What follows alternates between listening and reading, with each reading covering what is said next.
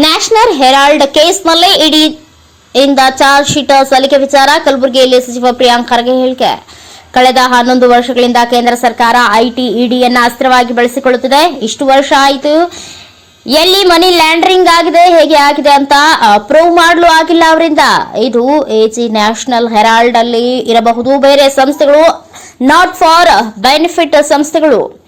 ₹1 ಕೂಡ ಅವರು dividend salary ತಗೊಳ್ಳುವಲ್ಲ ಹಾಗಿಲ್ಲ. ಆದರೂ ಕೂಡ ಅವರು ಐಟಿ ಇಡಿ ಅವರ ವೈಯಕ್ತಿಕ ರಾಜಕೀಯ ದ್ವೇಷ ಸಾಧಿಸಲು ಕೇಂದ್ರದಿಂದ ಆರ್ಡರ್ ತಗುತ್ತಿದ್ದಾರೆ. ಯಾವಾಗ ಮೋದಿ ಅವರ ಜನಪ್ರಿಯತೆ ಕಡಿಮೆ ಆಗುತ್ತೆ, ಬೆಲೆ ಏರಿಕೆ ಬಗ್ಗೆ ಜನ ಪ್ರಶ್ನೆ ಮಾಡ್ತಾರೆ, ಆಗ ಮಾತ್ರ IT ED Robert Vadra, Sonia Gandhi ಅವರು ನೆನಪು ಬರ್ತಾರೆ. ಇಷ್ಟು ವರ್ಷದಿಂದ ಏನ್ ಮಾಡಿದ್ರೆ, ಏನಾದ್ರೂ ದಾಖಲೆಗಳು ಸಿಕ್ಕಿವೆಯಾ, ಸ್ಪಷ್ಟತೆ ಸಿಕ್ಕಿದೆಯಾ, ಯಾಕೆ ಚಾರ್ಜ್ ಶೀಟ್ ಮಾಡ್ತಿದ್ದಾರೆ ಅಂತ, ಮನಿ ಲ್ಯಾಂಡರಿಂಗ್, ಲ್ಯಾಂಡ್ ಡೀಲ್ ಎಲ್ಲ ಆಯ್ತು ಅಂತ ಏನಾದ್ರೂ ದಾಖಲೆಗಳು ಸಿಕ್ಕಿವೆಯಾ, ಮೋದಿ ಜನಪ್ರಿಯತೆ ಕುಸಿತ ಆಗ್ತಿದೆ, ಇವೆಲ್ಲ ಮುಚ್ಚಿ ಹಾಕಲು ಇವರ ಮುಖಾಂತರ ನಡೆಸುತ್ತಿರುವ ಹುನ್ನಾರ. ಎಲ್ಲಿ ಮನಿ ಲ್ಯಾಂಡರಿಂಗ್ ಆಗಿದೆ ಅಂತ ಹೇಳಿ ಮೋದಿ ಅವರ ಜನಪ್ರಿಯತೆ ಕಡಿಮೆ ಆಗ್ತಿದೆ, ಬೆಲೆ ಏರಿಕೆ, ಇದೆಲ್ಲವನ್ನ ಮುಚ್ಚಿ ಹಾಕಲು ಈ ರೀತಿ ಮಾಡ್ತಿದ್ದಾರೆ. ನಿಜವಾಗ್ಲೂ ಇವರು ಇಡೀ ದಾಳಿ ಮಾಡಬೇಕಾದ್ರೆ ಎಲೆಕ್ಷನ್ ಬಾಂಡ್ ಬಗ್ಗೆ ದಾಖಲೆ ಮಾಡಬೇಕು ಬಿಜೆಪಿಗೆ. ಆರ್ಎಸ್ಎಸ್ ಅವರಿಗೆ ಐಟಿ ಇಡಿ ಇಲ್ವಾ? ಆರ್ಎಸ್ಎಸ್ ಶಾಖೆಗಳ ಮೇಲೆ ಇಡಿ ದಾಳಿ ಮಾಡಬೇಕು. ಜಿಲ್ಲೆಗಳಲ್ಲಿ 600 ಕಚೇರಿಗಳು ಹೈಟೆಕ್ ಆಗಿ ಕಟ್ಟಿದ್ದಾರೆ. ಎಲ್ಲಿಂದ ಬಂತು ಹಣ? 75 ಜನ ಆರ್ಎಸ್ಎಸ್ಗೆ ದುಡ್ಡು ಕೊಡ್ತಿದ್ದಾರಂತೆ, ಅವರ ಮೇಲೆ ಐಟಿ ಇಡಿ ದಾಳಿ ಆಗಬೇಕು. ನಮ್ಮ ಪಕ್ಷ, ನಮ್ಮ ನಾಯಕರಿಗೆ ಬದ್ಧತೆ ಇದೆ. ರಾಜಕೀಯ ದ್ವೇಷ ಸಾಧಿಸಲು ಕೇಂದ್ರ ಸರ್ಕಾರ ಇಡಿ ಐಟಿ ದುರ್ಬಳಕೆ ಮಾಡಿಕೊಳ್ತಿದ್ದಾರೆ. ನೋಡಿ, ಕಳೆದ 11 ವರ್ಷದಿಂದ ಕೇಂದ್ರ ಸರ್ಕಾರದಲ್ಲಿ ಬಿಜೆಪಿ ಬಂದಾಗಿಂದ ಐಟಿ ಇಡಿಯನ್ನು ಒಂದು ರಾಜಕೀಯ ಅಸ್ತ್ರವಾಗಿ ಬಳಸ್ಕೊತಾ ಇದ್ದಾರೆ. ಇಷ್ಟು ವರ್ಷ ಆಯಿತು, ಇಲ್ಲಿ ತನಕನೂ ಕೂಡ ಎಲ್ಲಿ ಮನಿ ಲಾಂಡ್ರಿಂಗ್ ಆಗಿದೆ, ಹೇಗಾಗಿದೆ, ಯಾಕಾಗಿದೆ ಅಂತ ಪ್ರೂವ್ ಮಾಡಲಿಕ್ಕೆ ಆಗ್ತಾ ಇಲ್ಲ ಅವ್ರ ಕಡೆಯಿಂದನೂ. ಇದು ಎಜಿಎಲ್ ಇರ್ಬೋದು, ನ್ಯಾಷನಲ್ ಹೆರಾಲ್ಡ್ ಇರ್ಬೋದು, ಬೇರೆ ಸಂಸ್ಥೆಗಳಿರ್ಬೋದು, ಇವೆಲ್ಲನೂ ನಾಟ್ ಫಾರ್ ಪ್ರಾಫಿಟ್ ಇದೆ. ₹1 ಕೂಡ ಅವರು ಡಿವಿಡೆಂಡ್ ತೊಗೊಳಂಗಿಲ್ಲ, ಸ್ಯಾಲ್ರಿ ತೊಗೊಳಂಗಿಲ್ಲ.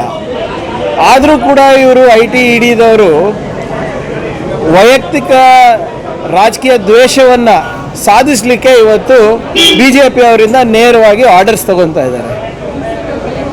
ಯಾವಾಗ ಮೋದಿ ಅವರ ಜನಪ್ರಿಯತೆಗೆ ಸಂಕಷ್ಟ ಎದುರಾಗುತ್ತೆ, ಬೆಲೆ ಏರಿಕೆ ಬಗ್ಗೆ ಪ್ರಶ್ನೆ ಮಾಡ್ತಾರೆ ಜನರು, ಯಾವಾಗ ಉತ್ತರ ಭಾರತದಲ್ಲಿ ಚುನಾವಣೆಗಳಿರ್ತವೆ, ಯಾವಾಗ ಜನಪ್ರಿಯತೆ ಕುಸಿತ ಆಗುತ್ತೆ ಬಿ ಜೆ ಪಿಯವ್ರದ್ದು, ಆವಾಗ ಮಾತ್ರ ಇವರಿಗೆ IT ED, Robert Vadra, Rahul Gandhi ಅವರು, ಸೋನಿಯಾ ಗಾಂಧಿ ಅವ್ರ ನೆನ್ಪು ಬರ್ತಾರೆ.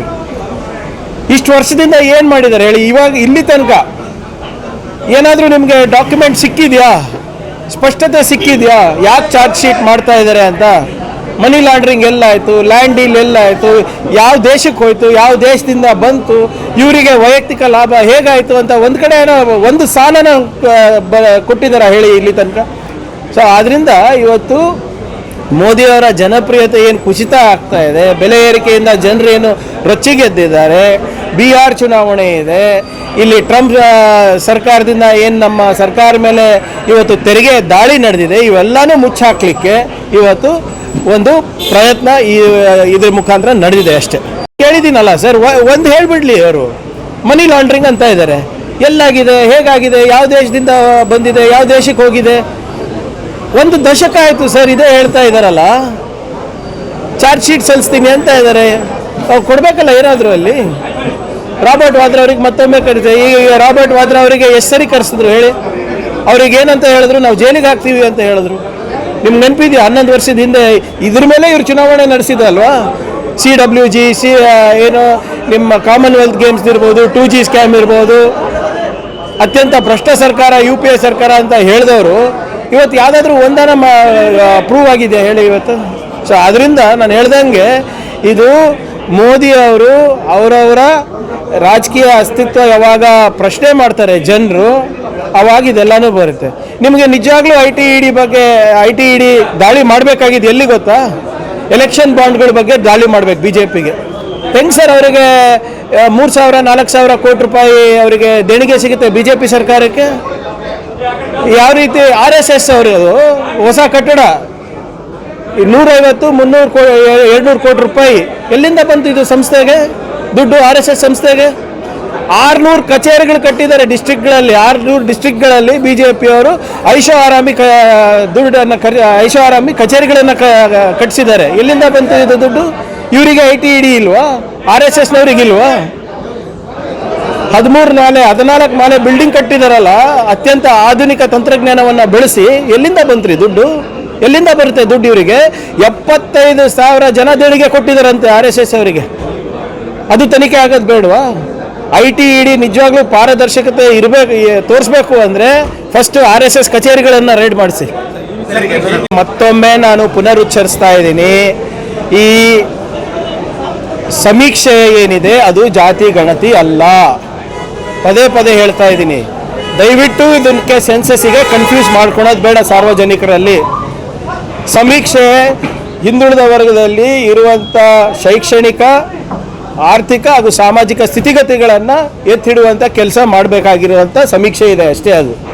ಅದು ವೈಜ್ಞಾನಿಕವಾಗಿದೆಯೋ ಅವೈಜ್ಞಾನಿಕವಾಗಿದೆಯೋ ಅದನ್ನು ಪರಿಷ್ಕರಣೆ ನಾಳೆ ಕ್ಯಾಬಿನೆಟ್ನಲ್ಲಿ ಆಗುತ್ತೆ. ಯಾಕಷ್ಟು ಅವಸರ ಪಡ್ತಾ ಇದ್ದಾರೆ ಎಲ್ಲರೂ? ನಾವು ಜಾಸ್ತಿ ನೀವು ಜಾಸ್ತಿ ಅನ್ನೋದು ಪ್ರಶ್ನೆ ಅಲ್ಲ. ಇದು ನಮ್ಮ ರಾಜ್ಯದಲ್ಲಿ ಹಿಂದುಳಿದ ವರ್ಗದವರು ಯಾವ ಸ್ಥಿತಿಗತಿಗಳಲ್ಲಿದ್ದಾರೆ ಅಂತ ಒಂದು ನೋಡುವ ಸಮೀಕ್ಷೆ ಅಷ್ಟೆ. ವಿರೋಧ ಅದರಲ್ಲಿ ಏನಿದೆ ಅಂತ ಸಂಪೂರ್ಣ ಮಾಹಿತಿ ಇದ ಮೇಲೆ ವಿರೋಧ ಮಾಡಲಿ. ಯಾವುದೋ ಒಂದು ಸಮೀಕ್ಷೆ ಬಂದ ತಕ್ಷಣ ಅದು ಕಲ್ಲಲ್ಲಿ ಕೆತ್ತದಂಗೆ ಆಗೋದಿಲ್ಲ ಅಲ್ಲ. ಅವ್ರು ಕೊಟ್ಟಿರೋ 10 ಶಿಫಾರಸು ನಾವು ತಗೋಬೇಕಂತ ಏನಿದೆ? 10 ರಿಜೆಕ್ಟ್ ಮಾಡ್ಬೋದು. ಸಮೀಕ್ಷೆನೂ ಅದರಲ್ಲಿ ಉತ್ತಮವಾದಂಥ ಶಿಫಾರಸುಗಳಿದ್ರೆ ಅದನ್ನು ಅಳವಡಿಸ್ಕೋಬಹುದು. ಯಾಕಷ್ಟ ಆತಂಕ ಅಥವಾ ಆತುರದಲ್ಲಿದ್ದಾರೆ ಎಲ್ಲರೂ? ಇದೆ ಅಲ್ಲ, ನಮಗೆ ಇನ್ನೂ ಕೂಡ ದೇಶದ ಸಂವಿಧಾನ, ದೇಶದ ಕಾನೂನಿನ ವ್ಯವಸ್ಥೆ ಮೇಲೆ ನಂಬಿಕೆ ಇದೆ. ನೋಡಿ, ಇವರೇ ಚಾರ್ಜ್ ಶೀಟನ್ನು ಫೈಲ್ ಮಾಡಲಿ, ನೋಡೋಣ ಏನೇನಿದೆ ಅಂತ. ಯಾರು ಬಂಧನ ಮಾಡಲಿಕ್ಕೆ ಕಾನೂನು ಸಂವಿಧಾನ ಇಲ್ವಾ? ಮಾಡಲಿ, ಏನು ಹೊಸದೇನ್ರಿ? ದೇಶಕ್ಕೋಸ್ಕರ ರಾಹುಲ್ ಗಾಂಧಿ ಅವರು ಅಷ್ಟೇ ಅಲ್ಲ, ಪೂರ್ವಜರು ಕೂಡ ಹೋಗಿದ್ದಾರೆ. ಮೋತಿಲಾಲ್ ನೆಹರು ಅವರು ಇರ್ಬೋದು, ಕಮಲಾ ನೆಹರು ಅವರು ಇರ್ಬೋದು, ಜವಾಹರ್ಲಾಲ್ ನೆಹರು ಅವರು ಇರ್ಬೋದು, ಎಲ್ಲರೂ ಕೂಡ ದೇಶಕ್ಕೆ ತ್ಯಾಗ ಮಾಡಿದ್ದಾರೆ. ರಾಜೀವ್ ಗಾಂಧಿ ಅವರು ಇರ್ಬೋದು. ದೇಶದ ಐಕ್ಯತೆಗೋಸ್ಕರ ಇವತ್ತು 15-20 ಸಾವಿರ ಕಿಲೋಮೀಟರ್ ಭಾರತ್ ಜೋಡೋ ಯಾತ್ರೆ ಮಾಡಿದ್ದಾರೆ ರಾಹುಲ್ ಗಾಂಧಿ ಅವರು. ಯಾರಿಗೆ ಎದುರಿಸ್ತಾ ಇದ್ದಾರೆ ಇವರು? ನಮ್ಮ ಪಕ್ಷದಲ್ಲಿ ಮತ್ತು ನಮ್ಮ ನಾಯಕರಲ್ಲಿ ಬದ್ಧತೆ ಇದೆ. ಇವ್ರು ಏನು ಮಾಡಿದ್ರು ನಮ್ಮ ನಾಯಕರಿಗಿರ್ಬೋದು, ನಮ್ಮ ಪಕ್ಷಕ್ಕಿರ್ಬೋದು, ಏನು ಮಾಡಲಿಕ್ಕಾಗೋದಿಲ್ಲ.